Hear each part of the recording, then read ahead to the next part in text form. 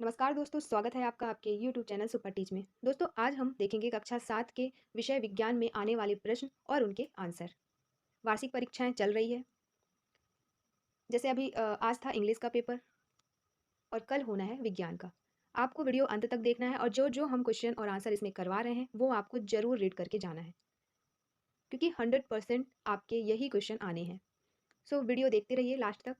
अब हम स्टार्ट करते हैं वन बाय वन क्वेश्चन को रीड करेंगे और उनके आंसर भी देखेंगे। सबसे पहले हम देखेंगे बहुविकल्पीय टाइप क्वेश्चन, फिर रिक्त स्थानों की पूर्ति टाइप के क्वेश्चन, फिर अति लघु उत्तरीय, फिर लघु उत्तरीय और फिर दीर्घ उत्तरीय। तो चलिए आ जाते हैं बहुविकल्पीय क्वेश्चन में। तो पहला क्वेश्चन है, पत्ती की सतह पर पाए जाने वाले सूक्ष्म छिद्र जो गैसों का आदान प्रदान करते हैं। तो आपके चार ऑप्शन दिए रहेंगे जिसमें एक ऑप्शन होगा रंध्र। तो यहाँ पे आंसर हो जाएगा रंध्र। अगला प्रश्न है, क्षुद्रांत की आंतरिक भित्ति पर उंगलियों की समान संख्या कहलाती है, जिसका आंसर हो जाएगा दीर्घ रोम। अगला प्रश्न है, डॉक्टर की थर्मामीटर के बल्ब में किस धातु का उपयोग किया जाता है, जिसका आंसर है पारा। अगला प्रश्न है, गर्म वस्तु से ठंडी वस्तु की ओर ऊष्मा का स्थानांतरण किस विधि द्वारा होता है, आंसर हो जाएगा चलन। अगला प्रश्न है, गुड़हल की पुष्प की पंखुड़ी का बना सूचक अम्लों के साथ रंग देता है, कौन सा रंग देता है, तो गुलाबी रंग। ये हो गए हमारे पांचों बहुविकल्पीय टाइप के क्वेश्चन, जिनके पांच एक एक अंक मिलते हैं पर क्वेश्चन के। 5 क्वेश्चन मतलब 5 अंक। अब हम देखेंगे रिक्त स्थानों की पूर्ति वाले क्वेश्चन। तो आ जाते हैं, छठा क्वेश्चन कहलाएगा ये, और क्वेश्चन है, पौधे एवं सजीवों में भोजन ग्रहण करने की विधि को क्या कहते हैं। तो ये आपका कहलाएगा विषम पोषण विधि। सातवां क्वेश्चन है, हरि पादप प्रकाश संश्लेषण प्रक्रम द्वारा अपना खाद्य स्वयं संश्लेषित करती है। तो यहाँ पे क्वेश्चन था हरि पादप किस प्रक्रम द्वारा, जिसका आंसर हो जाएगा प्रकाश संश्लेषण प्रक्रम द्वारा। अगला प्रश्न है, चबाने और पीसने वाले दांत क्या कहलाते हैं, जिसका आंसर है अग्रचवर्णक। अगला क्वेश्चन है, अमाशय किसका श्रावण करता है, तो अमाशय पेप्सिन का श्रावण करता है। अगला क्वेश्चन है, आसुत जल की प्रकृति कैसी होती है, जिसका आंसर है उदासीन। ये रहे हमारे 5 के पांचों रिक्त स्थान वाले क्वेश्चन। ये भी पर क्वेश्चन 1 अंक के होते हैं। अब हम देखेंगे अति लघु उत्तरीय प्रश्न। अति लघु उत्तरीय प्रश्न में हम एक बार प्रश्न देखेंगे, फिर वहीं पे उनके आंसर। तो 11वां नंबर का ये प्रश्न कहलाएगा, जो कि है, जड़ द्वारा अवशोषित जल एवं खनिज पत्ती तक किस प्रकार पहुंचते हैं, जिसका आंसर है जड़ द्वारा अवशोषित जल एवं खनिज पत्ती तक वाहिकाओं द्वारा पहुंचते हैं। ये वाहिकाएं नली के समान होती हैं और जड़, तना, शाखाओं एवं पत्तियों तक फैली होती हैं। पोषकों को पत्तियों तक पहुंचाने के लिए ये वाहिकाएं एक सतत मार्ग बनाती है। तो ये रहा हमारा 11वें प्रश्न का उत्तर। अब हम देखेंगे 12वां प्रश्न। 12वां प्रश्न है, प्रकाश संश्लेषण दर्शाने के लिए चित्र बनाइए। तो ये रहा उत्तर, जिसमें प्रकाश संश्लेषण दर्शाया गया है वो चित्र है। यहाँ पे दिखाया गया है ग्लूकोज, फिर पौधे में संग्रहित और भोजन के रूप में उपयोग किया जाना, ऑक्सीजन का उपयोग उत्पादक के रूप में हवा में छोड़ा जाता है। इसके बाद ये सूर्य प्रकाश, प्रकाश ऊर्जा, क्लोरोफिल, क्लोरोफिल हो गया, कार्बन डाइऑक्साइड, पादप और ये वाटर। तो ये रहा उसका चित्र, प्रकाश संश्लेषण। अगला प्रश्न है,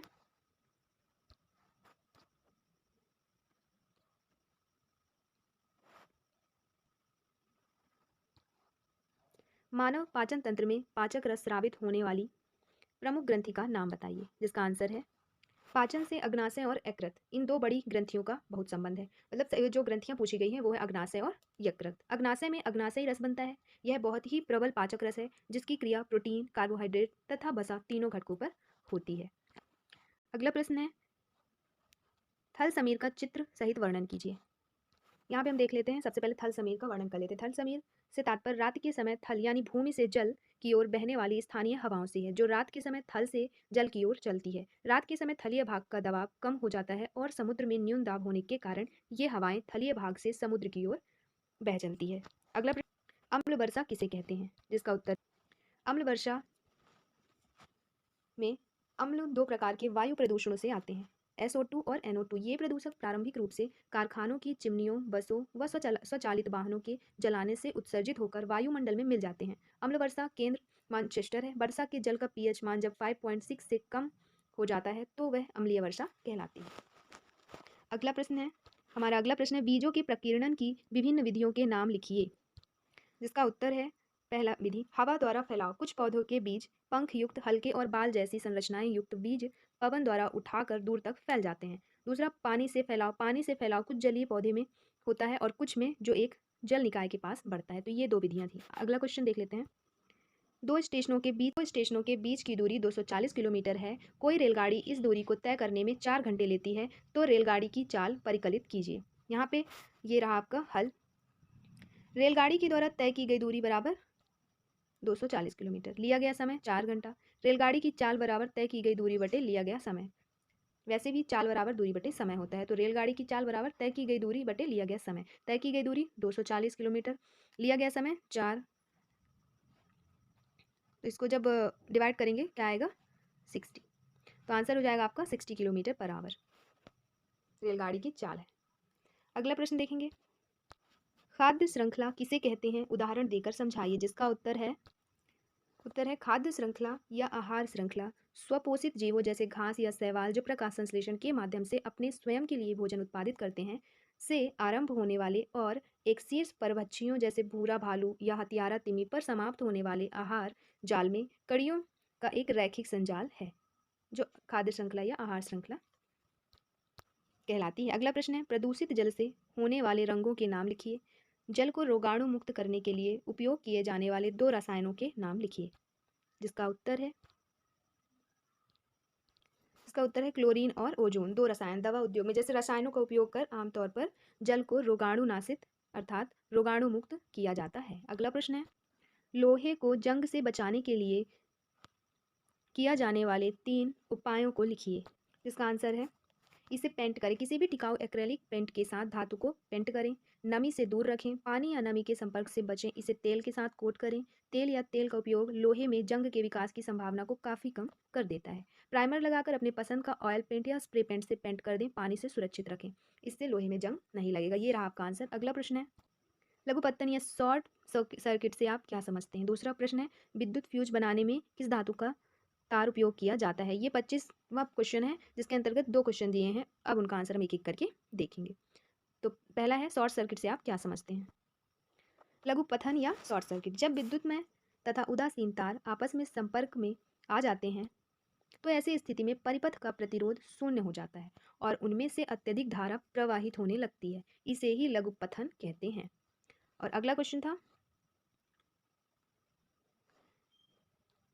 विद्युत उपकरण में प्रयुक्त होने वाले तार। तो जिसका आंसर है सीसा और टिन का मिश्र धातु फ्यूज एक सुरक्षा उपकरण है जिसका उपयोग विद्युत परिपथ में अतिवृद्धि से बचाने के लिए किया जाता है। विद्युत उपकरणों में प्रयुक्त तार सीसे और टिन की मिश्र धातु से बना होता है। अगला प्रश्न है।